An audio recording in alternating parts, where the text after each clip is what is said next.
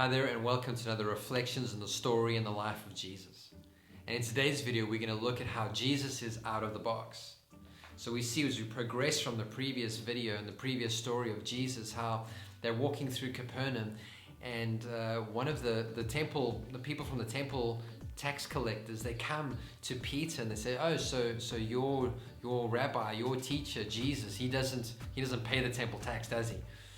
And Peter immediately comes to his defense because they're falsely accusing Jesus of something really stupid. It's ridiculous, really, if you think about it. But Peter comes to his defense and says, of course he pays the tax. So Peter then goes back to the house where Jesus is. And before Peter can even say a word, Jesus questions him and says, Peter, tell me something. When the kings of this world, when they collect the temple tax, when they collect tax from people, do they collect it from the people and the children, or just the people? Like, what do you think?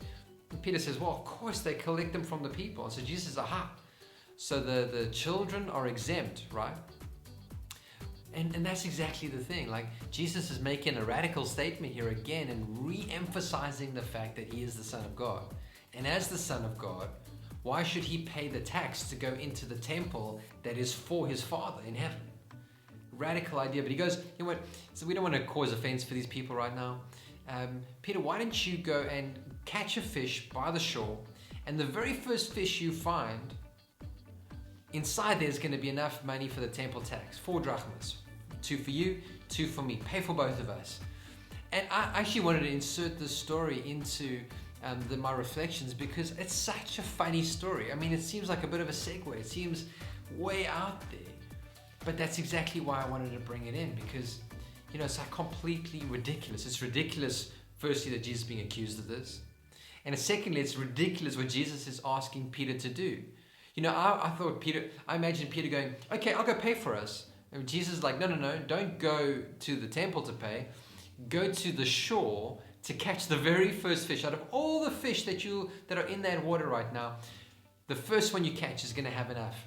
And not just enough for me, but enough for you as well. And I love that about Jesus. He doesn't just sort himself out, he sorts other people out. He's generous towards other people. And I don't think he was testing Peter's faith, to be honest. I think that Peter had been walking with him, learned from him, and it's just so radical and out of the box. And I think Jesus was actually just poking fun and having fun at the whole idea. And also just showing Peter that there isn't just one way of doing things. I think he was showing Peter as well that, you know, I could have just given you money like I normally do. I could just heal like I normally do. But there are moments in Jesus' story where he shows us that he is not confined or defined by what he's done in the past. He can do a new thing and it's out of the box. He doesn't just heal people one way.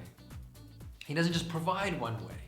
He does things out of the box. And I think he was just like almost taking Peter along on this out of the box journey and maybe even showing Peter that, hey, you're going to be doing supernatural things in my name in years to come.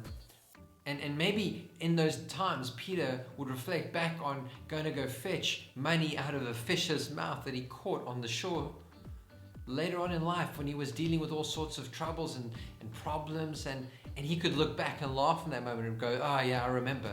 Jesus does things out of the box. Jesus can do things in a ridiculous way. So my reflection upon this story today is exactly that. And let's not get so boxed in as to what Christianity is. Let's not get so boxed in and try and define everything so neatly about what a follower of Jesus is and what he does, and to get so confined and defined about, oh no, Jesus doesn't work this way, he only works that way. Oh, he might do that for one person, but he's never done that in my life. He doesn't work in these ways in my life.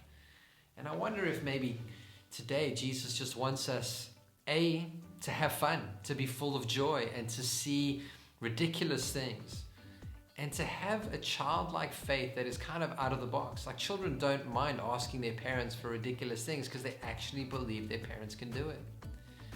And I wonder if too many times we've tried to put our faith in a box, put Jesus in a box in our life, instead of being open to the ridiculous, open to the out of the box, open to going down to the shore, to throw a line out, to catch the first fish you find, and to open its mouth and find enough for you and for Jesus.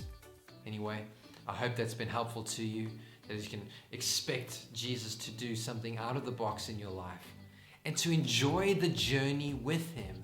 It is fun to serve God. You come alive when you serve God. You will see ridiculous and impossible things come to pass. Everything would be out of the box. So let's not put Him in a box today. God bless you. I hope it's been helpful to you. If there's any reflection that you would love to share with me, please drop it in the comments. I love to read the comments and I'll respond. Love to see how you're growing and how we can grow together. Anyway, I'll see you again in the next video. God bless.